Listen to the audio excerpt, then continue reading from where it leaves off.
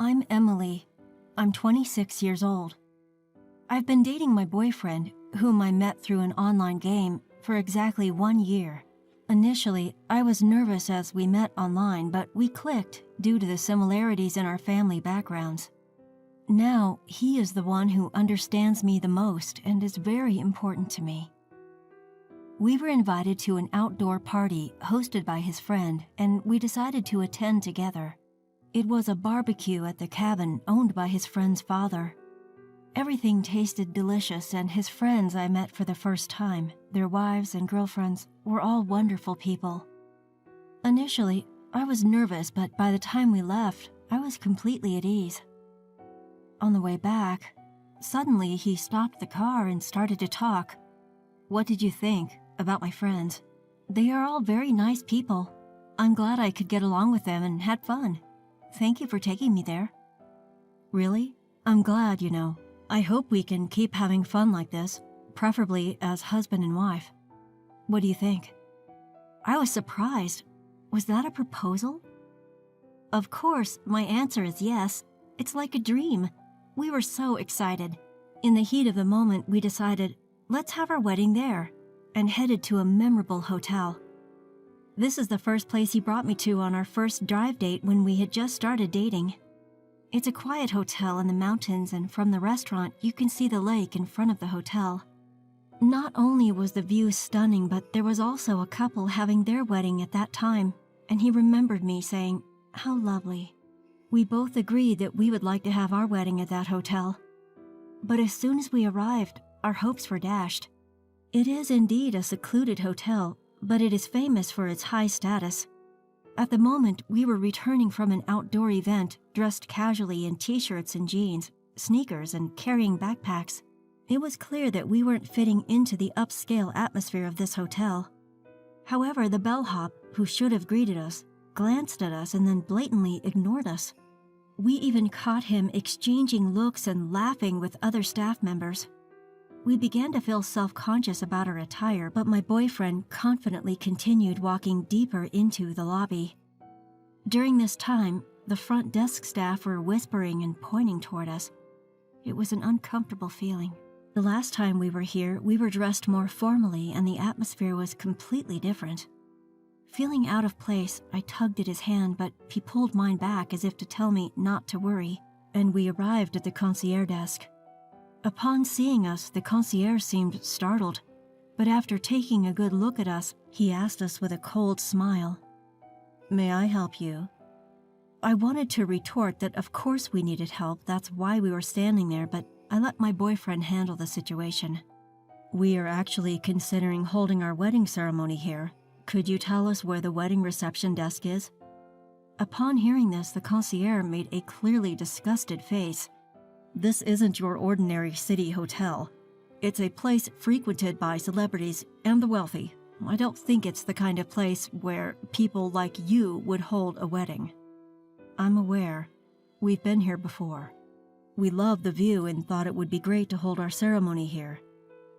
"As I said, this isn't a place where people like you would have a wedding." "What do you mean by that?" "Can you just connect us to the wedding reception desk?" I could sense his frustration growing. As his voice raised, I gently squeezed his hand to calm him down.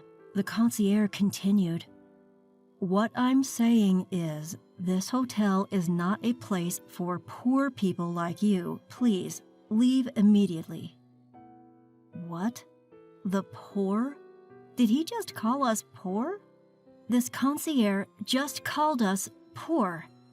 Despite his polite phrasing, he just called us poor. I was ready to tell him off for his snooty attitude, but I decided to let my boyfriend handle this. "Did you just call your customer poor? What's wrong with the staff training at this hotel? Sir, I must ask you to leave this lobby immediately as it is getting dirty. It's causing an inconvenience to the other guests." "Cut it out already. We're just asking for a wedding consultation. Can't you at least let us look around without any hassle?" "A tour? A wedding? You've got to be kidding. Even if you worked your whole life and saved every penny, you couldn't afford a wedding here. A tour would be a complete waste of time, wouldn't it? Hey, that's enough. Let's go home. The other customers are watching too. Emily, just stay out of it. This hotel won't do if they can't get it together. They need to act properly. He's flipped his switch. He hates injustice so much that he's ruthless when dealing with people who act unfairly. Generally, this only stirs up animosity and heats things up. How did you learn customer service? You're supposed to be a specialist as a concierge, right? Is it acceptable to treat us the way you just did? What? What are you talking about? At that moment, a voice came from behind. What's going on here? Apparently, the manager came over thinking we were causing a disturbance. We're simply asking to be shown around because we're interested in having a wedding here, he replied stoically. Just like the other staff, the manager gave us a top-to-bottom once-over, chuckled dismissively, and said, I'm afraid a wedding at our hotel might be out of your reach. The concierge joined in after hearing his words. That's exactly what I told them, but they won't leave, and it's causing a problem.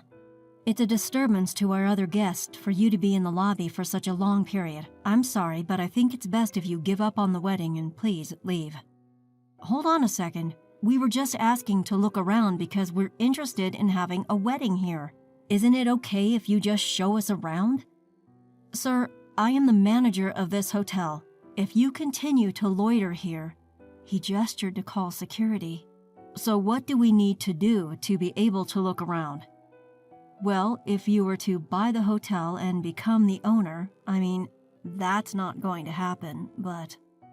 At his words, I was on the brink of losing it, thinking, what the heck is he talking about?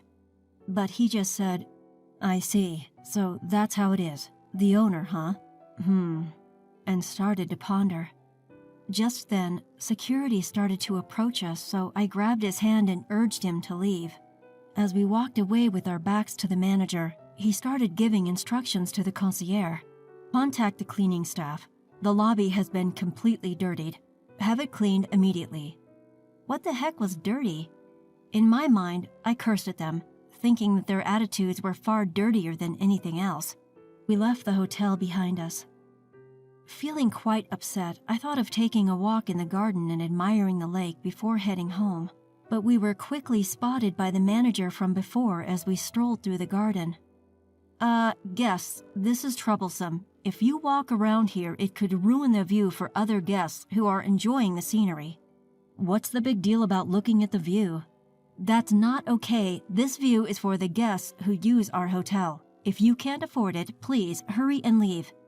He tried to shoo us away. Are you possibly thinking about a wedding? Dreaming of a garden wedding?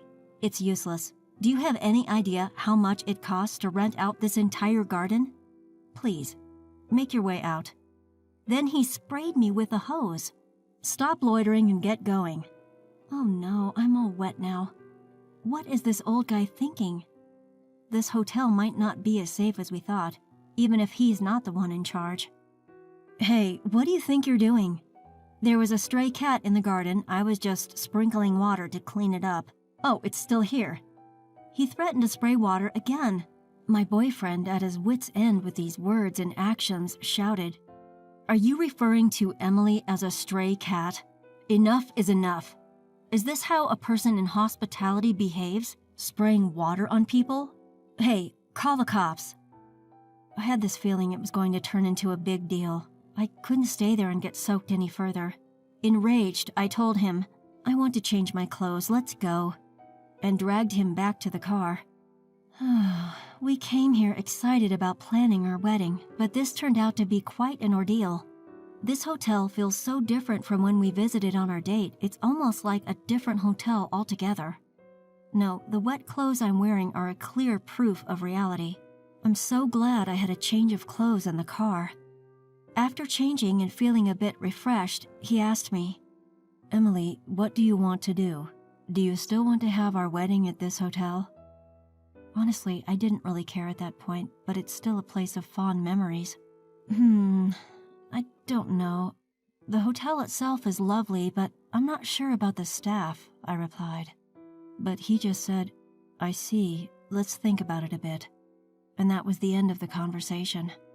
Afterwards, we decided to at least pay our respects to both families, and it's been a whirlwind since then. Our parents asked about our plans for the wedding and reception. For now, we told them we'd like a small, intimate ceremony with only friends and family and asked them to hold off on the location. We've been visiting bridal fairs at other hotels looking for a good place, but we haven't found one that feels just right. I was in a bit of a bind. Perhaps a wedding abroad would be an option. Just as I was flipping through a bridal magazine with these thoughts, my boyfriend called. "Emily, we did it. We can get married at that hotel." "What? What do you mean?" "It was a bit of a struggle, but since it's my hotel now, you can plan the wedding any way you like." Can you believe it? He had been working on this all along. Turns out he's the son of a wealthy family and managed to get that hotel acquired by their chain of hotels. "The old man said if I wanted to get married, I should become the hotel owner," he said, sounding quite pleased. I was too stunned to say anything in response to his surprising actions, but we decided to visit the hotel the following week. Finally, the day arrived. On the way there, boyfriend said cheerfully, "That hotel's reputation hasn't been great lately, and it's been affecting the business side of things, so I'll work on making it a better hotel, okay?" He seemed to be having a lot of fun. The last time we visited, it was nerve-wracking because of how we were treated, but this time the hotel staff were prim and proper, ready to welcome their new owner. Looking around, I noticed that the bellboy who once scoffed at us was now bowing deeply in welcome. If they could welcome us properly now, they should have done so from the beginning. Knowing about their previous terrible service, their current behavior seemed quite insincere. I felt like laughing at them now, but I must keep my composure. Smug face, smug face. And then came the hotel manager. "Welcome, Mr. Owner." Not just the manager, but also the concierge and the rest of the staff greeted us respectfully. They didn't seem to realize that we were the poor people they had treated terribly before. It's shocking to see such a difference in treatment based upon appearance. The way they changed their attitude so quickly is honestly appalling, but it's a good lesson for me. And so we were shown to the owner's suite. The manager was fawning over us. "We've been eagerly awaiting the arrival of the new owner, and to think it's someone as young as you. It's truly impressive that you are the owner of this hotel at your age. Your wife is also quite beautiful. A truly stunning couple." "Huh? Who is this guy? You called them stray cats, but now you're saying they're handsome and beautiful. Aren't those glasses missing lenses? And, like the manager who doesn't remember customers' faces at all, that's wild." We decided to wait for a while since he said he'd create a space for us to greet the employees later. When the manager left us to prepare, I said, "What's up with that manager? He doesn't know anything about us, does he? Handsome and beautiful? Seriously?" It seems like he didn't notice at all. It's kind of impressive in that way, LOL. Well, he looks enthusiastic, so I guess it's fine if he does what he wants. Is it okay for that guy to be the manager? I know, don't worry. I've thought about it. While having this conversation, it was time. He went to the hall where the employees were gathered.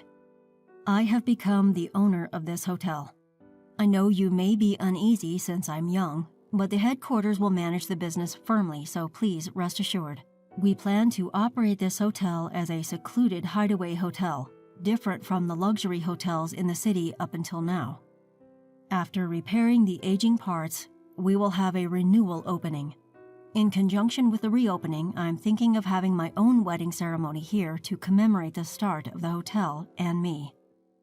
The unexpected happy announcement stirred up the employees. Then he called me to introduce his fiancée, and I went up to the stage. When I got up there, the manager, standing proudly next to him, looked utterly surprised. Owner? That person is... That's my fiancée. Oh, it wasn't our first meeting, wasn't it? You didn't recognize me either, did you? At his direction, I was dressed in a t-shirt, denim, and sneakers, like the last time we visited the hotel. If I had worn a dress and heels, he wouldn't have noticed, but just by changing my clothes, he seemed to remember me right away. Seriously, this manager seems to judge people solely by their clothes. Looking around, the bell staff and front staff who laughed at us that day were staring at us with wide eyes. The concierge, oh, he's looking pale and his eyes are darting around. It seems like he finally remembered us this time. My boyfriend, who confirmed the situation, continued talking to the employees who were clueless about what happened that day. Actually, we visited this hotel the other day, and at that time, we were both dressed like her, now. I got her approval for my proposal, so I was over the moon. When we came here thinking we wanted to have our wedding here, the bellboy, that's you, right? You ignored us without even saying welcome and laughed at us. The front desk staff were pointing and whispering about us. The concierge, you didn't listen or pay attention when we said we wanted to have our wedding here, and you told us poor people should go home. The worst was you, the manager. Actually, I recorded our conversation from the middle of it. I'll let everyone hear it. The recording of the exchange with the manager played. The employees started murmuring with disbelief on their faces. They called them poor people? Isn't that terrible treatment? They began to say while the manager turned pale and trembled. After the audio ended, he began to speak. As you can see, we were treated as poor because of our modest attire, and in the end, we were doused with water and driven out. This is unacceptable, isn't it? There are nods of agreement from the crowd. Regardless of what we were wearing, I come from a family that owns a chain of hotels, and she is the daughter of a big pharmaceutical company CEO. We are not poor. This time, we were advised by your manager here to become the owners if we wanted to have our wedding here. But what if we were other guests? This should never happen, right? This hotel, which is not particularly conveniently located, should offer the best service to all guests who take the trouble to come here. I want to return this hotel to that state. It was once like that. Let's make this the best hotel together. Applause filled the room. Afterwards, he demoted everyone from the manager and concierge to staff who had reports of poor work attitudes. The manager and concierge were asked to start from scratch, learning from the cleaning staff. In their place, staff who had been neglected despite their excellence, as well as part-timers, were promoted to better positions. He placed the right people in the right roles, creating a lively working environment. He actively listened to opinions, quickly implementing good ideas with a sense of urgency. Even as an onlooker, you could feel the overall atmosphere of the hotel improving. And so he successfully transformed the hotel.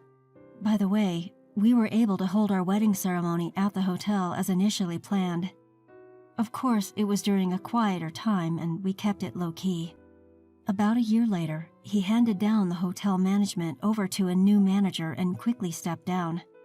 It should be okay now, he said, but it seems the real reason was that he didn't have time to play his favorite video games.